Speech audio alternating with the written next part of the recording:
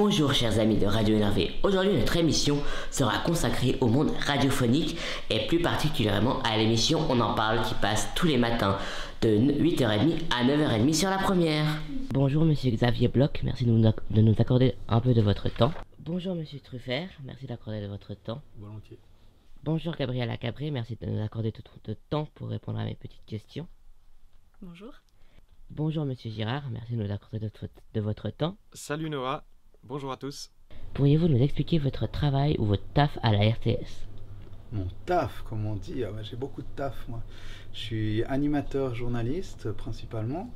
Je suis aussi réalisateur de reportages et de séquences qui sont diffusés dans l'émission Monsieur Jardinier. Sinon, comme animateur journaliste, je travaille pour On en parle.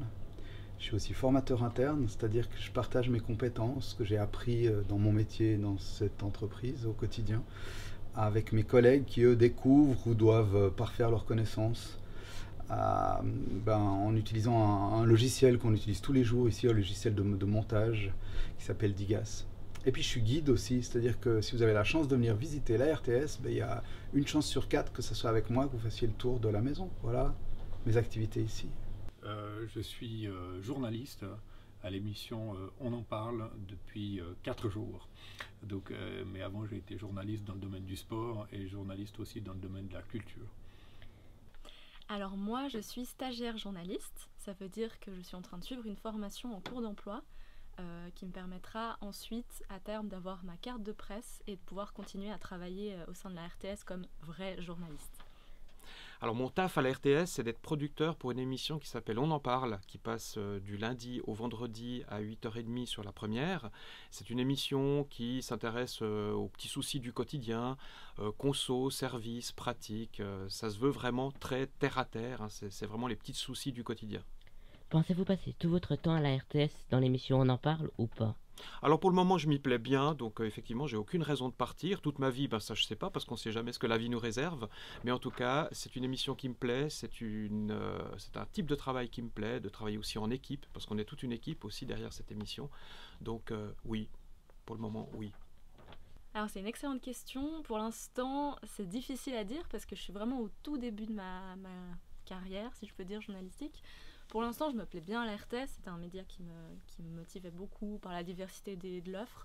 Donc je pense que je vais rester un petit moment à la RTS et puis essayer de développer des nouvelles choses à l'interne. Puis on verra ensuite. J'en sais rien. J'aime bien bouger. Donc j'ai plutôt envie de dire je vais continuer à bouger, mais la RTS offre beaucoup de choses. C'est de la radio, c'est de la télévision, c'est du web, il y a beaucoup de nouveaux projets. Donc c'est pas seulement une entreprise, c'est comme une entreprise mais avec beaucoup d'autres projets possibles. Donc moi j'y suis bien pour le moment, puis je peux m'imaginer y faire des choses différentes. Avant ça j'ai déjà quitté la RTS, j'avais quitté en 2011 pour aller travailler à la Cinémathèque, et puis je suis revenu en 2016, on peut aussi partir et revenir. Bon, moi je suis déjà un vieux, ça fait 30 ans que je travaille ici. Donc ma vie professionnelle, selon les règles, il y a encore 10 ans. Mais non, je me sens bien ici. J'ai l'impression dans cette entreprise de passer d'une entreprise à l'autre, comme je fais des choses assez différentes dans l'entreprise. Alors d'accord, je suis toujours à la RTS, mais je fais plusieurs métiers et dans plusieurs secteurs de l'entreprise. Donc pour répondre à la question, je pense que je vais continuer encore quelques années ici. Vous avez pas peur avec ces temps d'économie d'être licencié ? Moi, j'ai jamais peur. Parce que quand on a peur, on a mal au ventre. Quand on a mal au ventre, on perd ses cheveux. J'ai pourtant perdu les miens déjà. Mais après, on a mal au ventre, on peut tomber malade. Non, j'ai pas peur. Faut pas avoir peur dans la vie. Faut être confiant. Non, j'ai pas peur. Même si les économies, c'est désagréable pour tout le monde.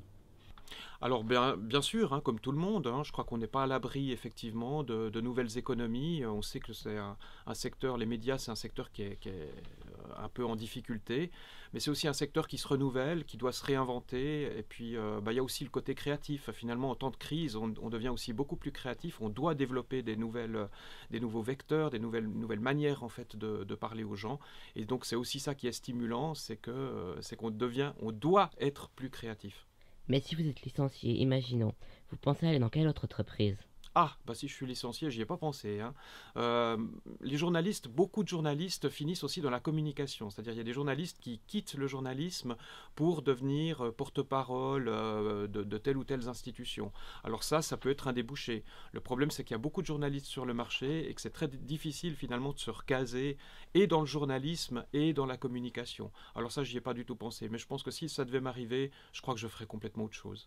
Alors moi j'adore Arte Radio et j'adore leur offre de podcasts. Et je trouve que c'est vraiment une radio qui a réussi à développer ses podcasts. Donc si j'avais le choix de partir ailleurs, je pense que j'essayerais d'aller chez eux. Bah d'abord, je penserais prendre du temps pour moi, parce qu'il faut réfléchir.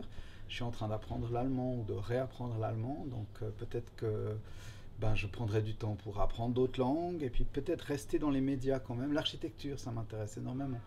Mais vu mon jeune âge, je pense que je suis trop jeune pour commencer. Et puis la communication au sens large, ça m'intéresserait aussi. Ouais. Je sais pas, j'ai pas d'idée. Vous n'avez pas de perspective du futur? Non, parce que je suis revenu à la RTS il n'y a pas très longtemps. J'ai plutôt envie de travailler ici. Pourquoi travaillez-vous ici alors? Pourquoi pas dans une autre radio, dans un autre journal, dans une autre télé? Je suis arrivé à la RTS un peu par hasard, qui m'a offert la possibilité de faire un stage il y a très longtemps. Et puis je m'y suis plu. Je pense que c'est quand même un média où il y a beaucoup de possibilités. Et puis, mais l'idée de travailler dans la presse privée, ça m'est pas désagréable. Je l'ai fait d'ailleurs. J'ai travaillé pour des journaux. J'ai travaillé pour le Nouveau Quotidien à l'époque. J'ai travaillé pour Dimanche.ch. J'ai travaillé pour 24 heures. C'est des très bons souvenirs. Pourquoi travaillez-vous ici à la RTS et non dans d'autres émissions comme Chacun pour tous ou à l'abordage? Alors pourquoi je travaille dans On en parle? Parce qu'en fait, les choses se sont données comme ça. J'ai commencé il y a très longtemps dans une émission de conso qui s'appelle La Bonne Entendeur, qui est bien connue. C'est un peu là que j'ai commencé dans le journalisme. J'étais pas journaliste à l'époque, j'étais recherchiste. C'était à la fin des années 90. Et puis, en commençant dans cette émission, ça m'a donné une expérience. Et puis cette expérience, après, je l'ai un peu capitalisée en me retrouvant, après mon stage de journaliste, en me retrouvant donc dans cette émission, d'abord comme chroniqueur et ensuite comme producteur. Moi, j'ai postulé à une annonce qui cherchait des stagiaires journalistes trimédia. Ça veut dire qu'on va faire un parcours autant à la radio qu'à la télé, qu'ensuite au web. Et en fait, moi, ça fait un moment que je voulais faire du journalisme. Et puis, j'ai postulé, j'ai été prise. Et puis, il s'avère que le parcours commençait par la radio. Donc, j'ai commencé ici. Bon, moi, j'ai toujours voulu faire de la radio. Quand j'avais ton âge, je faisais des émissions de radio. À l'époque, on avait des cassettophones. Et puis, avec ma sœur, on s'enregistrait dans sa chambre. On faisait des émissions de radio. Je m'amusais bien. Puis moi, dans la vie, j'ai envie, quand je travaille, de m'amuser. Donc voilà comment je suis arrivé ici. Parce qu'à l'époque, il n'y avait pas de radio locale. Donc c'était une des seules de radio privée. C'était la seule radio en Suisse qui permettait d'exercer le métier que j'avais envie d'exercer. Et puis actuellement, je me sens quand même assez libre ici. Donc je me verrais mal faire ce métier dans des radios privées. Je pense que ça correspondrait moins à ce que moi j'ai envie de faire dans ce métier. J'aurais moins de moyens ailleurs, j'ai l'impression. Est-ce que vous avez déjà interviewé des personnalités célèbres suisses ou internationales? Alors, j'ai déjà interviewé pas mal de politiciens, parce qu'on fait quand même pas mal ça ici. Après, est-ce que c'est vraiment des personnalités célèbres? Je sais pas. En Suisse, on a un rapport un petit peu moins impressionnant avec nos politiciens. Donc, je pense que si je devais dire célèbre, je dirais des politiciens, des politiciennes, oui. Quels étaient ces politiciennes suisses? Quelques noms. Alors il y en a eu plusieurs, mais il faut que je me replonge. Mais il y a eu beaucoup du Grand Conseil, Genevois. Après des célébrités, je sais pas si c'était des célébrités, mais il y a eu par exemple Delphine Bachmann, Caroline Alcast. Alors elle n'est pas au Grand Conseil, mais elle est à Aunay. Alors comme ça, toute la liste, j'ai pas en tête, mais beaucoup de personnes du Grand Conseil, par exemple. Okay. Alors, comme j'ai travaillé dans le sport, j'ai eu l'occasion d'aller aux Jeux Olympiques, au Tour de France, à Roland-Garros, donc j'ai interviewé des champions. Et puis sinon, dans le domaine de la culture, je travaillais dans la musique et le cinéma. Donc là, c'est vrai que j'ai interviewé pas mal de stars, mais qu'est-ce qu'il faut dire? Jodie Foster, Steven Spielberg, George Lucas, Quentin Tarantino. Enfin, c'est peut-être dans le cinéma que j'ai rencontré les gens qui sont les plus célèbres. Vous avez interviewé en tennis Roger Federer ou Stanislas Wawrinka? Non, parce que quand j'étais au sport, Roger Federer était encore à l'école. J'étais au sport entre 1996 et 2000 et Federer et Wawrinka n'étaient pas encore connus. Dommage. Quelle formation avez-vous suivie avant de venir ici? Alors ma formation, c'est une formation universitaire de base. J'ai fait sociologie et anthropologie, ça s'appelait encore comme ça à l'époque à l'université de Lausanne. Et puis ensuite je suis entré en fait à la TSR, à l'époque ça s'appelait encore comme ça, comme documentaliste. Donc j'ai eu une formation de documentaliste. Et puis c'est à peu près tout. Après, je me suis formé sur le tas. Donc, journaliste, j'ai fait les 2 ans de stage. Ici, en rédaction, à la radio. À l'époque, ça s'appelait encore la radio suisse romande. Donc, dans la rédaction de l'actu, j'ai fait mon stage. Et j'ai fait un peu de correspondance régionale avant de me retrouver à On en parle. J'ai fait des études de lettres. Mais je pense que le plus important, c'est pas les études. C'est ce qu'on fait comme expérience sur le terrain. Et puis quand j'étais étudiant, j'écrivais déjà pour pas mal de journaux. J'écrivais pour le journal Yverdon où j'habitais, pour le Nouveau Quotidien, je travaillais pour le service de presse de l'université. Et puis c'est plutôt là que j'ai appris ou bien que j'ai construit la possibilité de devenir journaliste. C'est pas tellement dans les écoles qu'on apprend le journalisme, c'est plutôt en se débrouillant sur le terrain puis en imaginant des projets. Ok. Et maintenant, si on vous donnait une carte blanche, quel serait le sujet que vous metteriez, votre sujet rêve que vous rêveriez de produire à la RTS? Ce serait probablement un sujet de la culture. J'adorerais faire un grand documentaire musical sur la musique nord-américaine, sur un artiste que j'aime bien. Enfin voilà, j'irais chercher plutôt du côté de la musique, de la culture, du documentaire. Vous faites quoi? On en parle précisément. On en parle, je fais tout ce que fait un collaborateur d'On en parle. C'est-à-dire que je vais chercher un sujet, je vais d'abord chercher les idées, après je vais essayer, pas d'imposer, mais de faire accepter mes idées, que le sujet il soit accepté par les producteurs. Puis après, il s'agit d'aller creuser le sujet, de chercher les intervenants, de vérifier les infos, de croiser les infos. Après je fais les interviews, après je fais le montage, comme on le fait tous. Puis moi je rajoute encore une couche parce que j'aime bien réaliser mes sujets, donc je vais rajouter peut-être des ambiances, de la musique. Et puis ensuite, venir les présenter à l'antenne. Et de temps en temps, comme maintenant, je suis plutôt derrière la caméra ou derrière l'appareil de photo parce que je rajoute encore l'aspect soit photographe, soit caméraman pour filmer une partie du reportage. On peut t'entendre où maintenant, vu que tu es une stagiaire? Comment pour t'écouter? Alors, nous, on tourne dans différents services. On n'a pas un poste précis. Mais en ce moment, je suis avec l'équipe de On en parle, donc on peut entendre certains de mes sujets le matin entre 8h30 et 9h30 pour l'émission On en parle. Et comme dernière question, quel est le sujet que vous aimeriez vraiment aborder si on vous donnait carte blanche d'un sujet, vous ferez sur quel sujet ce sujet carte blanche? Alors, il y a tellement de sujets, mais moi ce qui me plaît beaucoup c'est l'enquête et je m'intéresse beaucoup aux questions de genre aussi, égalité homme-femme, mais pas que, il n'y a pas que hommes et femmes, il y a aussi d'autres genres. Donc je pense que je ferai quelque chose là-dedans, tout en essayant de ne pas me cantonner que dans cette thématique, parce que c'est important de faire d'autres choses. Mais moi, ce qui me passionne, c'est l'enquête, donc je ferai quelque chose là-dedans.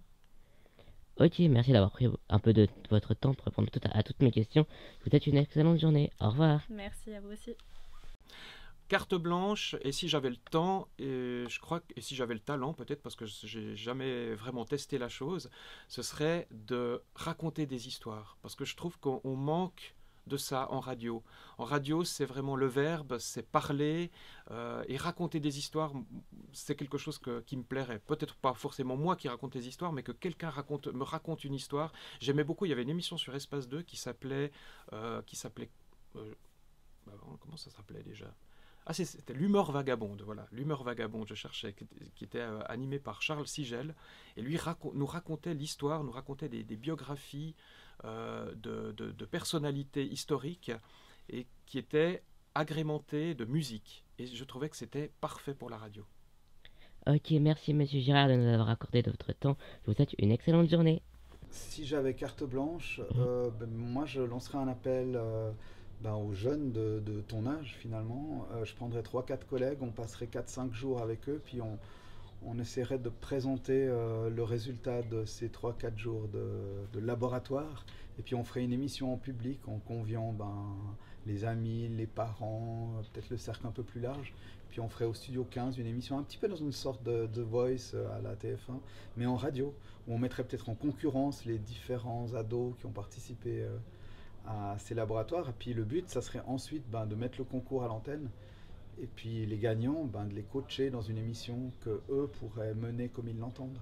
Ça serait ça, si j'avais une carte blanche. Ok, merci beaucoup Monsieur Xavier Bloch de m'avoir accordé de votre temps pour répondre à toutes mes questions. Je vous souhaite une excellente soirée et un bon week-end. Merci à vous Noah de nous avoir aiguillé, d'avoir pris votre petit aiguillon, ton petit aiguillon, pour nous poser plein de questions qui parfois nous ont un petit peu obligés de nous remettre en question. C'est ça qui est bien quand on a des visites de l'extérieur. Puis bonne suite à toi. Merci beaucoup. Ok, merci beaucoup Monsieur Truffert de m'avoir accordé de votre temps cet après-midi. Je vous souhaite une excellente fin de journée. Au revoir. Mais à vous aussi, merci beaucoup. Alors, chers amis de Radio Énervé, j'espère que ce petit reportage vous aura appris des choses intéressantes à votre goût et vous aura fait envie d'écouter tous les matins de 8h30 et à 9h30 sur la première, l'émission On en parle, présentée par Philippe Girard ou Yves Alain. Allez, bye bye, j'espère que vous allez mettre un petit pouce bleu et vous abonner à la chaîne de Radio Énervé. Allez, ciao!